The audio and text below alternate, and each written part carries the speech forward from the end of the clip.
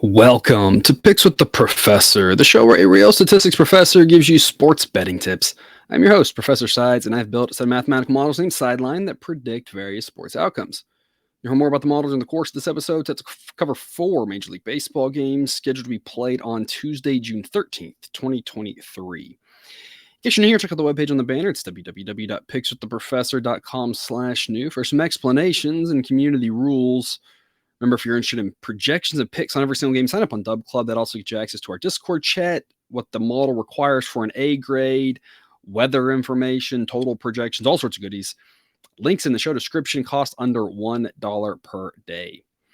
Remember that sports are unpredictable, so the discussion on this show projects a typical game. It does not try to forecast it to a T, as that'd be a foolish and impossible goal. Take a long-term view on here. Don't get distracted. Those weird baseball things happen. We've got weird bullpen issues. We've got, and I kind of mentioned this yesterday a little bit, but like the Giants, getting one hit one day and scoring 13 runs the next day, right? That's just the weird sort of things that happen in baseball. I'm not going to be able to predict every game exactly to a T. That's not what I'm trying to do. What I'm trying to do is use my model to tell us if the probability that a team wins is better than the odds that we're seeing. And if so, that tells us it's a good long-term pick. That's what's happened so far. Our A grade picks on the season, 6% ROI, totals on the season, 6% ROI. And that's on what you've risked. Your ROI is much higher if you think about it from a bankroll standpoint. I need to figure out a good way to display that. Kind of one of those, if you started with this much, where would you be and what's your ROI on what you started with? Because it's even much higher than that. That long-term thinking, that's what slowly and steadily increases our bankroll. And that's what we're here for. In other words, please understand good and bad variance will occur on a day-to-day basis. So as much as I like to say we'll be profitable every single day, that is an impossible reality for any gambler. No Tuesday day games, unfortunately, here. Nothing's happened yet on Monday, so nothing really to update or talk about. So let's get to it here. But before we do, some quick reminders. Please hit that like button if you're on YouTube. Also, if you aren't yet, please consider subscribing or following. It's free. And if you turn on notifications, you won't miss any of the college basketball, MLB, or college football content that this channel provides. The way I scale my picks, A grade money line plays will return 4 units. It is the risk plus win equals 4. It's like flat betting, but a little bit more dynamic. That way I don't have to think about if I want 3/4 of a unit or 1.5 units or whatever. It just automatically does the math for me. B grades will return 3 units. C grades will return 2. That we've got proportionally more on the better picks. We've got proportionally more on the favorites, but we still can play big favorites and big underdogs.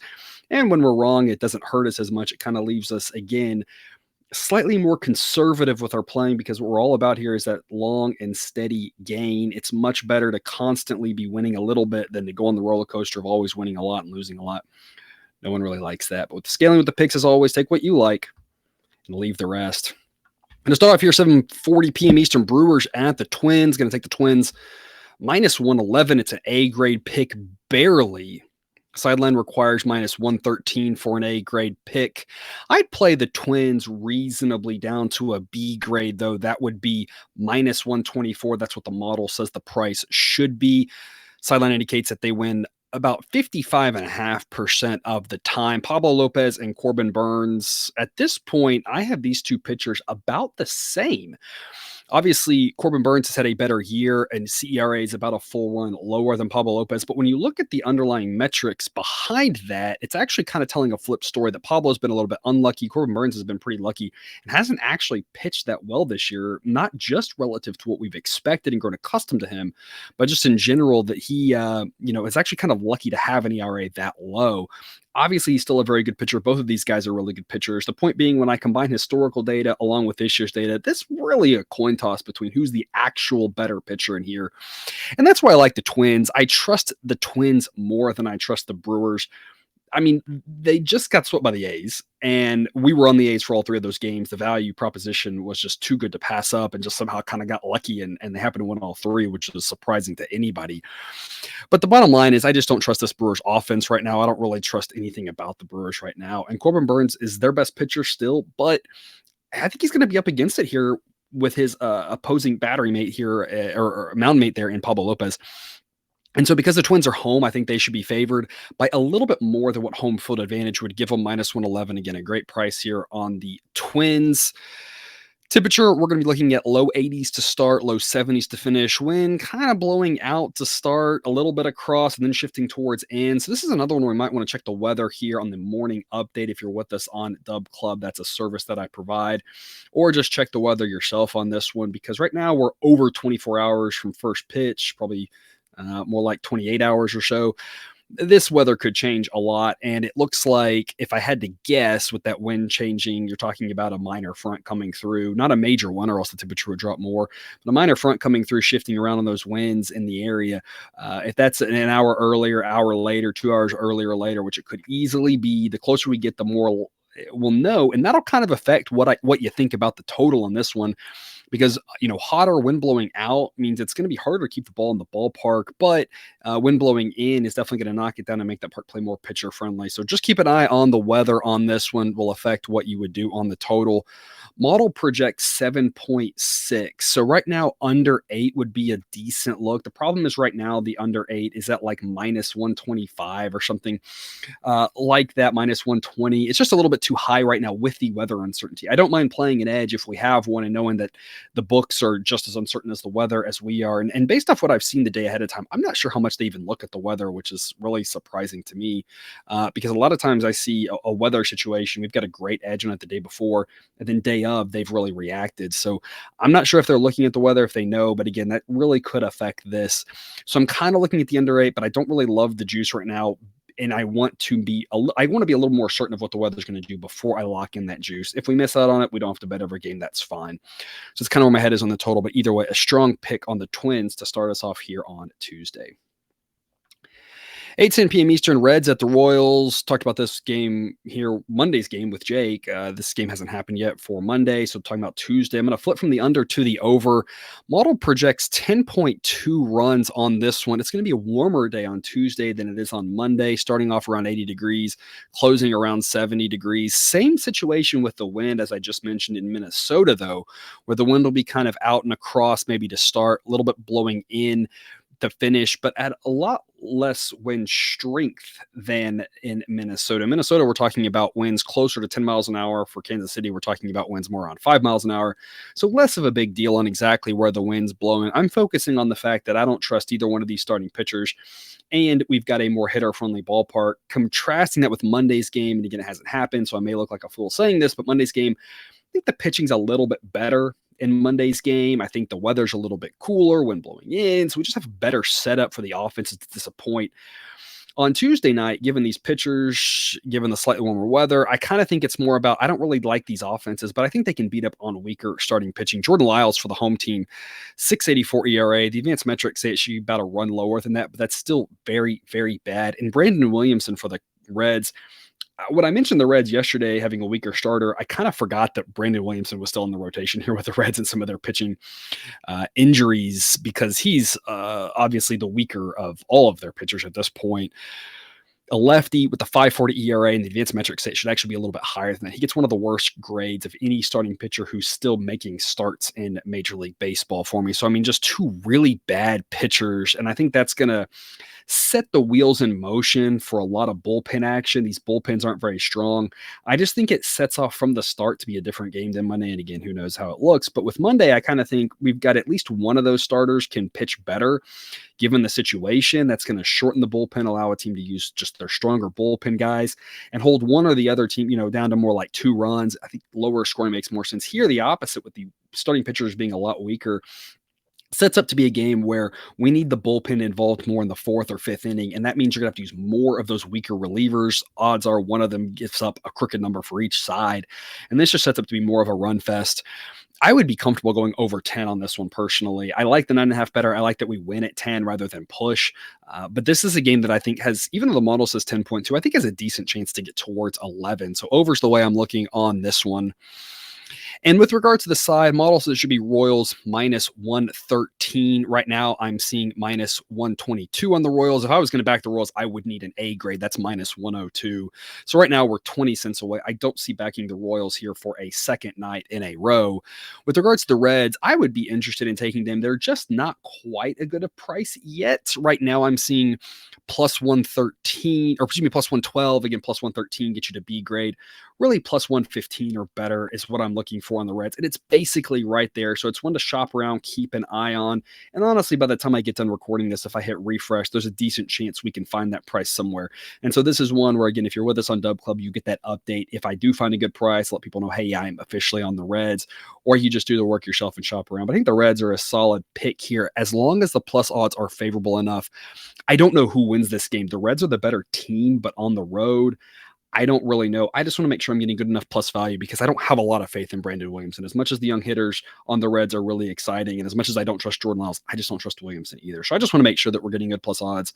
But the Royals, as bad as they've been, I'm only backing them if they've got a guy like Zach Greinke who is at least respectable. They're no different than the A's, which is what I said all along with them. The only reason I'm backing them is if you've got Blackburn, who's been decent, Sears, who's been decent, Miller, who's been decent. When you get to the other pitchers who have been so bad, you just can't back them really. It's really hard to do unless the odds are just incredible. And the same thing with the Royals, unless it's one of their decent pitchers, and off the top of my head, it might just be Greinke at this point. When you got a guy like Lyles going, it's going to have to be massive plus odds. I don't care who they're playing, where they're playing. And so I'd be looking at the Reds, just one a little bit better than the current price of plus 112. But either way, I think the over is a strong look. I just think there's a lot of runs. Don't know who wins, but there should be runs. 9:40 p.m. Eastern, Guardians at the Padres. Got 2 picks for you on this one. Almost was able to lock in an A-grade pick on the Padres here, but wasn't quite able to get it in time. But early on, this line opened up more like minus 140 for the Padres. That was a little bit more exciting. Right now at minus 148. Still a B-grade pick, and I'm very comfortable playing them as a B. Model projects Padres minus 150. Minus 150 or so in that ballpark. I think it's fire away on them. Joe Musgrove has been looking better and better, and I just trust him more than Tanner Bibby. I think we're getting a little bit of value here on the Padres because people are looking at that 3.05 ERA for Bibby, but the underlying metrics suggest that's not going to last. He hasn't actually pitched that well. He's just been pretty lucky. I think Musgrove's the better pitcher by a decent amount. I think the Padres offense, of course, is better. Bullpen-wise is a tough spot. I haven't built the first 5 model yet, but if that's something you're interested in, Padres first 5 might not be a bad look. Here's the thing with the first 5 market. You just can't look at what the number is and compare it to the full game number simply because of the fact that you are adding more variability. So what that means is that if you take a team, 50% converts to 50% either way. But if you have a team that you think is going to win, say 65% of the time over the full 9, because of that extra variability, the probability that they win the first 5, if you remove ties, because ties are possible for the first 5, but not for the full game, the probability drops from like 65% to upper 50s. And so you can't just say, hey, Padres minus 148 for the full game, Padres minus 148 for the first 5. Let's take minus 148 because it eliminates the bullpen.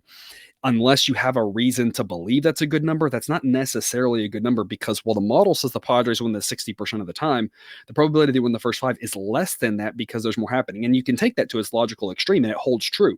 A 1 inning, or if you're just betting who wins the first inning, Padres are 60% likely to win this game. They're not 60% likely to win the first inning, again, if you remove ties, because they're just more likely that something weird happens. And when that happens, everything trends towards 50%. Now, it doesn't get to 50%. It just trends toward it. It's the same thing with one-run games. Talk about one-run games are about 50-50.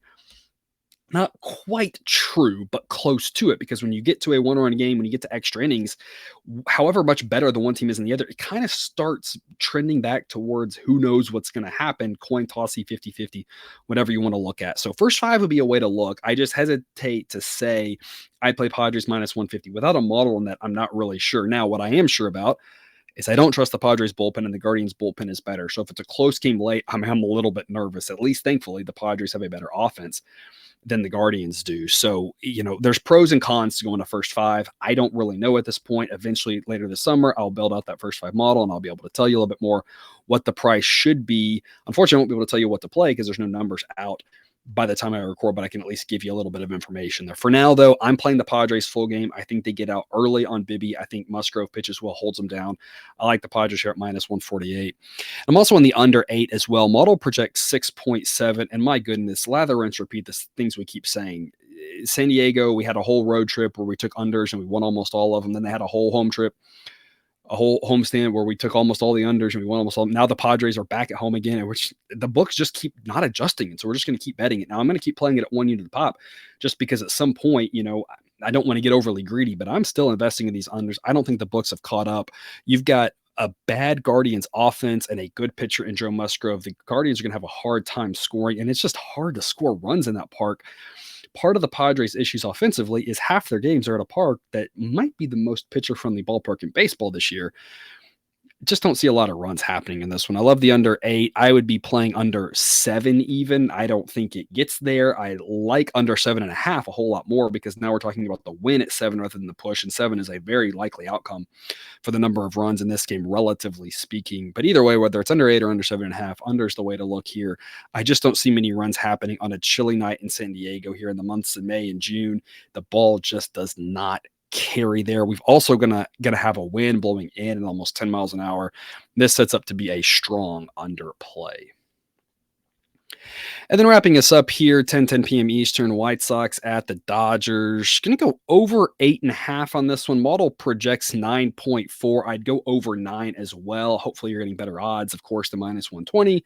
But having that push protection on 9 isn't a bad thing. I just think there's a lot of runs in this one. And I don't necessarily know who scores them. And I know that's strange to think, but the model does not like Tony Gonsolin, and he's not the only Dodgers pitcher that the model doesn't really like. Obviously, a 2.21 ERA, but the advanced metrics are really concerning with him. He's getting hit hard a lot. He's leaving a lot of runners on base. It's one of those things where you just think it's unsustainable. Now, where will his ERA track as the year goes on? Advanced metrics say it should trend towards 5, and that now he's banked 40 good innings, so it won't get to 5, but that's more of the level it projects. I'm not sure if I buy that as much. Based off historical data, the model projects him more in the mid 4s. Will his ERA get towards 4? I don't really know. He's not the only Dodger pitcher that has this. Julio Urias is kind of in the same boat. Can he continue to outperform his metrics? Probably, but will it be to the extent he's done now? Probably not. And so I think the White Sox can score some runs on Gonsolin. I don't think that 2.21 ERA is realistic at all. I don't think it's a good measure to use in this case. I think it tells you a good job of what he's done. I don't think it's going to tell you a good job of what he's going to do with regards to run prevention. Lance Lynn, the opposite story. 6.72 ERA. Underlying metrics, though, say it should be around 4. I don't know. He's looked terrible. I really don't know. And this is why I like the over in this spot, because it seems unlikely that both pitchers pitch well. I mean, Lance Lynn, as bad as he's looked against the Dodgers offense, I know it sounds like a no-brainer, but you're thinking the Dodgers are going to score some runs. And maybe Lynn can do better than that ERA, but if he does, he's still going up against one of the best offenses in baseball. He's still going to have a hard time pitching too well. He may give up a lot of runs, and he may not. He may pitch relatively well, hold the Dodgers down to like 3 runs, which would be pretty good. Anybody holding the Dodgers to 3 runs over a reasonable number of innings is good. I don't really know. Gonsolin, same thing. Like, he could easily give up a bunch of runs, and we can look here and say, yeah, it was just a matter of time. Don't know when it was going to happen, but he wasn't going to keep getting this lucky. Or maybe he keeps pitching well. I don't really know on either pitcher, and that's why I like the over more than the side, because I find it hard to think that both pitchers are going to have success. I easily think it's going to be, one or the other at most. And obviously, yes, the no-brainer answer is that Gonsolin's going to have more success just because of who he's facing. Totally understand, totally get that, totally agree with that. There's a reason why the Dodgers are favored. They should be favored. Model says minus 161. The Dodgers win this 62% of the time. I'm not comfortable playing the White Sox unless it gets to an A grade. Right now, that's plus 179. The actual price I'm seeing is plus 175. It's got to get higher before I take them. I just personally don't trust Lance Lynn, and I don't think that's breaking news. I don't think that's shocking anybody that I don't trust him. I don't know why you would trust him. I don't trust him. That said, at some point, baseball's a weird sport. The A's have now won 6 of 11 games or something like that. Don't quote me exactly on that, but they've won a lot. They've won 3 of the last 4 series, right? They're not going to keep doing that. Baseball's a weird game. So at some point, the plus odds get high enough. You got to be on the White Sox here. Bottom line for me, it's White Sox or pass. For now, I'm passing because the value's not good enough. I cannot play the Dodgers near a number like minus 200. I just don't think that Gonsolin is as good as his numbers look. I think he's getting treated like he's, Cy Young caliber, and the model thinks he's below league average. Maybe he keeps it up. Maybe he proves me wrong. But time and time again, when you have these pitchers like this, where I say that, we're looking for one thing or the other based off of how they've performed, in the long run, that's what happens. Now, will that happen in this one game?